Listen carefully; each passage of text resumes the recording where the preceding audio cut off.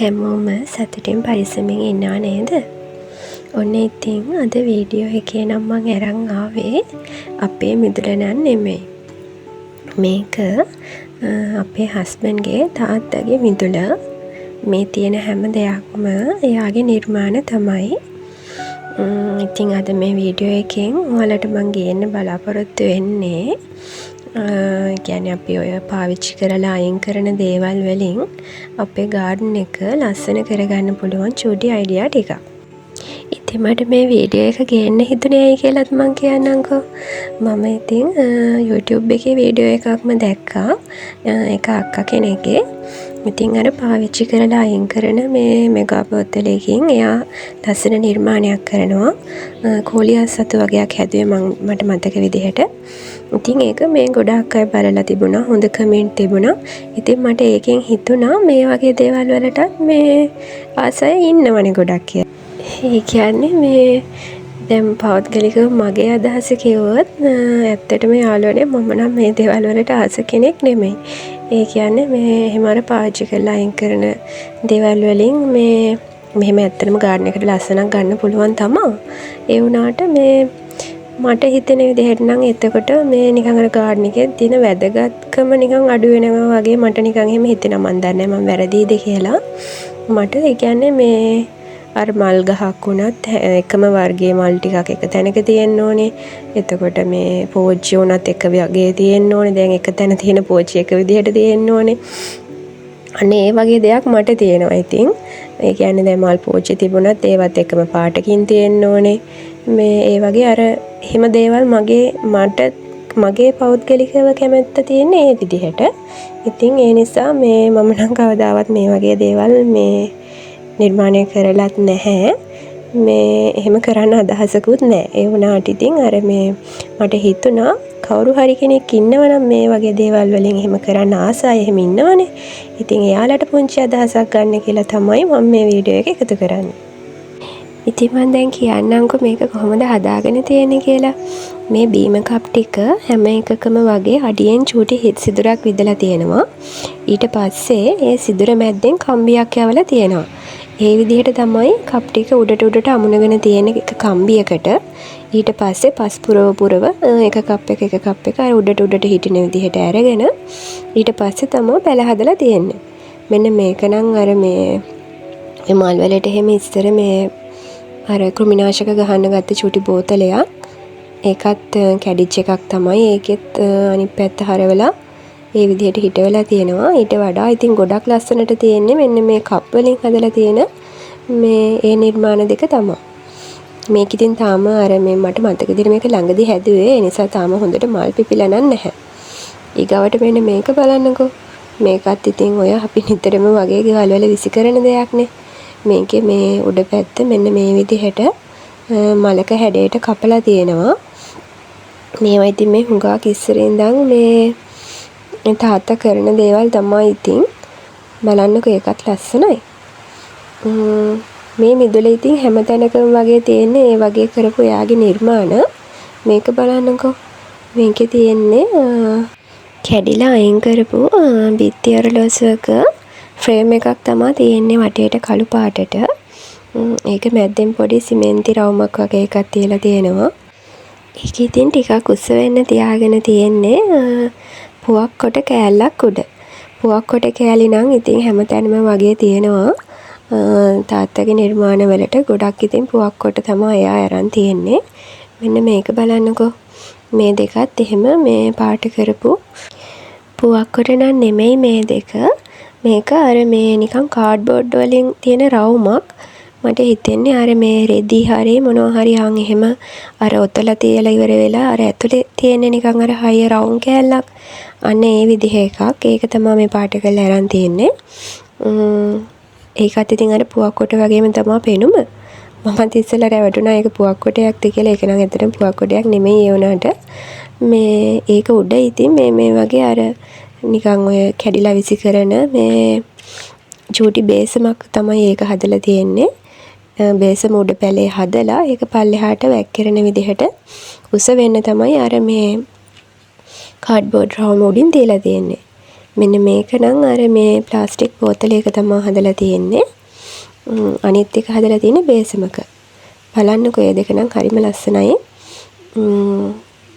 ලස්සනටම තියෙනවා ඉතින්. ඊට පස්සේ බලන්නකෝ මේක මොකක්ද කියලා. මේක නම් ඉතින් මේ අපේ ලොකු පුතා චූටි කාලේ මම පාවිච්චි කරපු බේසමක්. ඒකෙත් මේ ඒ විදිහට ලස්සන මල් පැලයක් හිටවලා මේ මෙන්න මේක මේ තහඩු කෑල්ලක් අර නිකන් තරුවක් වගේ වටේට නමලා ඒක උඩට පස් පුරවලා තමයි හදලා තියෙන්නේ. මෙන්න මේකත් එහෙමයි. අර වහලවල් වලින් කපලා අයින් කරන තහඩු කෑලි ඒක රවුම් විදිහට මේ හරි ගස්සලා මට හිතෙන විදිහට කම්බියකින් හරි මේක මේ ගැට ගහලා තමයි ඇත්තේ. එහෙම නැත්තම් නිකම්ම මෙහෙම තියලා පස් තද කරලාද දන්නෙත් නැහැ තියෙන්නේ.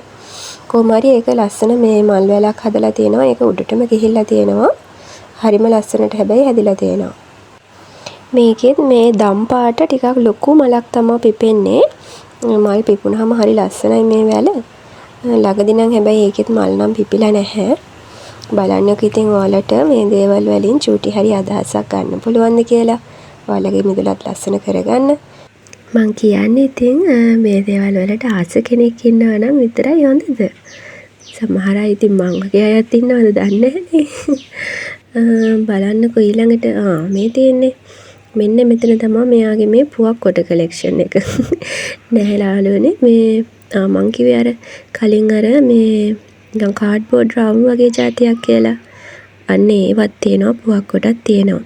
ඒවා ඉතින් එයා ඔය තියාගෙන ඉන්නවා. මේක බලන්නකෝ.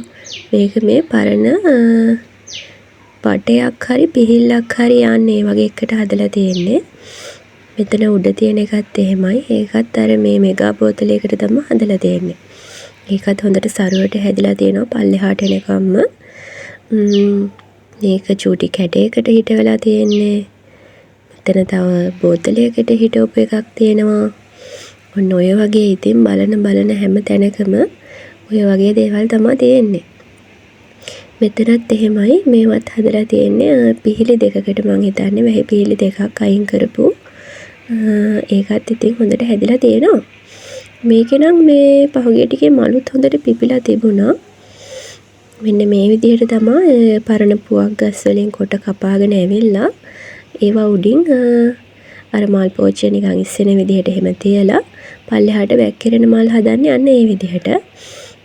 එතකොට ඒක හොඳට පහළට වර්ධනය වෙනවා නේද තියෙන නිසා. හරි ලස්සනයි ඉතින් එහෙම. මේක බලන්නකෝ අර කලින් කියපු විදිහටම තහඩු කෑල්ලක් නමලා තියලා උඩින් තව චූටි බටේකුත් තියලා ඊට උඩින් තවත් මොකක් හරි එකක් තියලා තමයි මෙන්න මේ පැලේ නම් හදලා තියෙන්නේ. මෙතනත් තියෙනවා තව ආපුවක් කොටවලට මේ පස්පුරවලත් හදලා තියෙනවා මල්. ඒ කියන්නේ ඒ බටේ ඇතුළට පස්පුරවලා ඒ විදිහටත් හදලා තියෙනවා. මේක නම් මේ චූටි කලයකට හදපු එකක්. මෙතන තියෙන්නේ ඒ විදිහට අර පුවක් කොටයක් ඇතුළට ඇතුලේ තියෙන මේ ඒ ටික මං හිතන්නේ සුරලා අයින් කරනවා. පුවක් කොටේ ඇතුලේ නිකන් අර චූටි මේ රේණු වගේ જાතියක් තියෙන්නේ. ඒ ටික ඔක්කොම සුරලා අයින් කරලා තමයි මේ පස් ටික පුරවන්නේ. මේකත් මේ බේසමකට හදලා තියෙන්නේ. පරණ අයින් කරපු බේසමකට. මෙන්න මේක බලන්නකෝ. මෙන්න මේ විදිහට තමයි මං අර දැකපු වීඩියෝ එකේ මේ කෝලියස් සතු හිටවගත්තේ. මෙන්න මේ විදිහට බෝතලේ තැන් වලින් හිල් කරලා මේ කෝලියස් සතු හිටවන මේ වීඩියෝ එකක් තමයි මම මේ දැක්කේ. ඒක දැකලා තමයි මට මේක පෙන්වන්න හිතුනේ ඉතින්. බලන්නකෝ මේක මේ ගොඩාක් කල් හදපු එකක්. දැන් ඉතින් ඒක හොඳට මේ ඇතුළට මුල් ගිහිල්ලා හරි ලස්සනට ඉතින් හැදිලා තියෙනවා. ඒ වගේම තව එකක් තියෙනවා එතන එහා පැත්තේ. ඒකත් ඒ විදිහටම බෝතලයකට තමයි හදලා තියෙන්නේ. බෝතලේ ඇතුළට පස් පුරවලා තැන් වලින් චූටියට හිල් කරලා වටේට ඊට පස්සේ මේ ඒ අතු ඒ වාස්සෙන් පැල කරලා තියෙන්නේ. බලන්නකෝ ඒකත් හොඳට හැදිලා තියෙනවා.